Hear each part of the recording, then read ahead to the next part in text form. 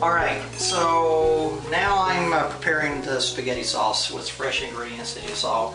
This is about the only onion I could find down in the store, so it's kind of very rustic. So I'm just going to like cut it off here, throw this stuff away, and I'm going to use all this. I'll cut all this up and put it in this pot for the spaghetti sauce. And then here's the garlic, and I'll just kind of clean that up, get the peel off of that. Put a little olive oil in this pot here.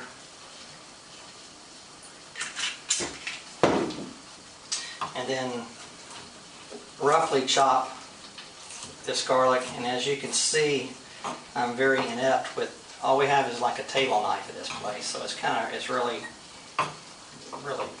bad, but chop it all up, another head of garlic.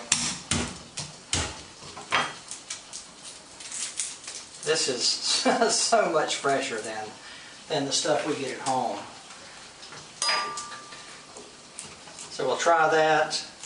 Garlic, little onion, and a little bit I'll chop up some tomatoes and put in too. Let's see how this works. I know I'm not quite like the Food Channel chefs here, but I think the end results will be the same. This is kind of weird, this onion, but that's all. It's a scallion. That's all going to go in. My able photographer and wife said it's not an onion, it's a scallion. So it's a huge scallion. So that's going in there too.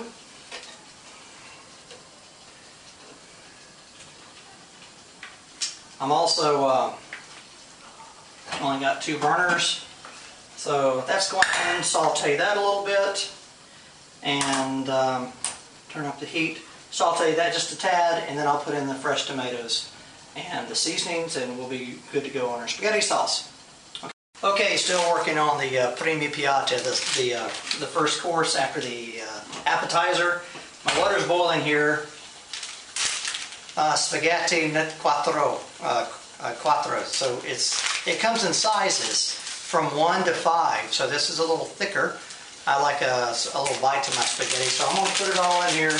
We'll see what happens, and we're going to cook that down till al dente, maybe about 10 minutes or so.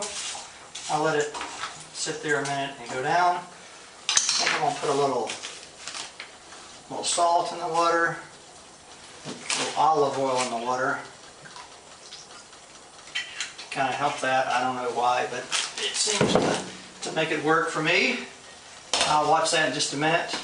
And then I've got the basic ingredients here are all set for my spaghetti sauce. So this is the onions and the garlic I put in here, sauteed in olive oil. And then I came across this ingredient in the store down the street. I was looking for some red hot chili peppers, and that are dried, cayenne pepper flakes, but there was nothing there, so this is the preparation for the spaghetti of Liguria, which is the area we're in. Basically it has dried garlic, dried basil, and chili flakes. So I'm going to put some of that in here. Charlotte will like that because it'll add a little spunk to the spaghetti sauce. So we'll see how that goes. And then I just bought a can of tomatoes, plum tomatoes that grow in the south of Italy. This is the co-op brand. It says Pomodoro Piatti, and it's picked fresh by hand. And who knows, but at home we can get this variety of sorts. It's called cento. So I'm just going to take it one by one, squeeze it, put it in like this, like so. And then once that's all in there, it's a bit, I feel like Julia Child here. My spaghetti noodles need to be stirred and under the water. There we go. Good job. Here we go. Continuing, just crush them by hand. Put them in.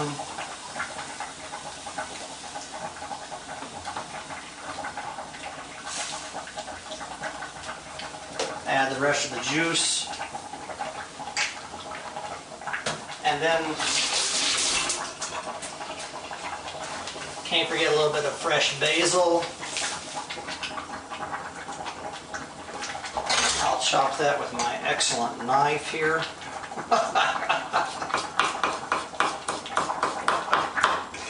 I don't have to worry about cutting my hand. And then I'll finish it with some more of our salt and pepper.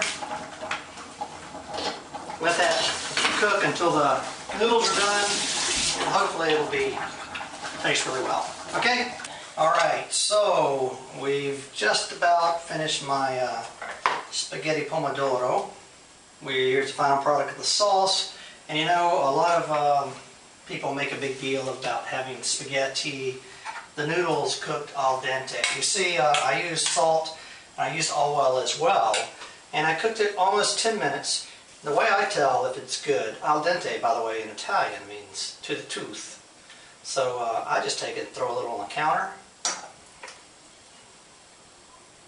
That's hot. Try one.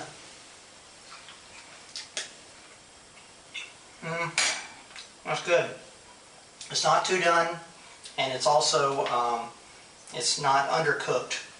Maybe a little bit more than I want it cooked, but as you can see, I'm working with limited cook space here. So we just take it and drain it. It's very important not to wash your pasta because you want to have some of the starch in it in order to be able to have it hold the sauce that you're going to put on it. So if you rinse it off and everything, then you're rinsing all the starch off, and then there's nothing that, there's nothing here that will grab the sauce that we put on here. So, this is sorry, excuse for a spaghetti spoon, but let's see what happens here. So I'll put it on like that. And maybe a ladle here. This is a fresh sauce that I made. You can see that it's cooked down a lot. I've tried it. It's arrabbiata, which in Italian means hot. So the spice that I put in here with the chili peppers really kicked it up a notch or two. But hey, it's pretty good. I'll ladle that over there. It's got to be good.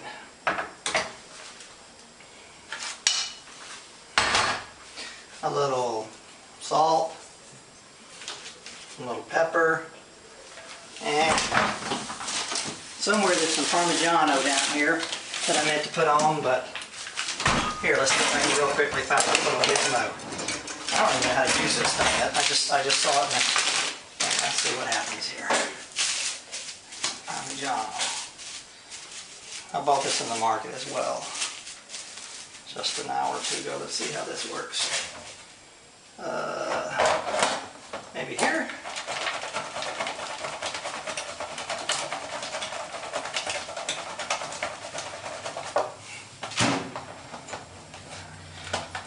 What do we get?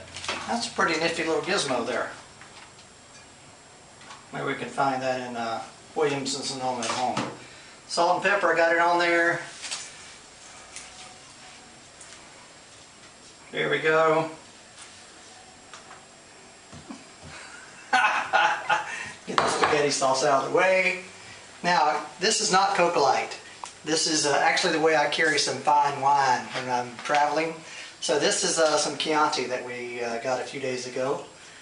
But I didn't want to truck it in the bottle because the bottle weighs twice as much as the wine does. So here we go. I'm good to go. Let's go out here on the patio. See what happens.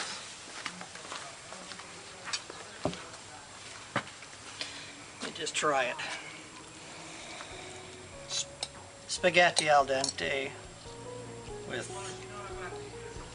pomodoro fresca and Parmesan cheese.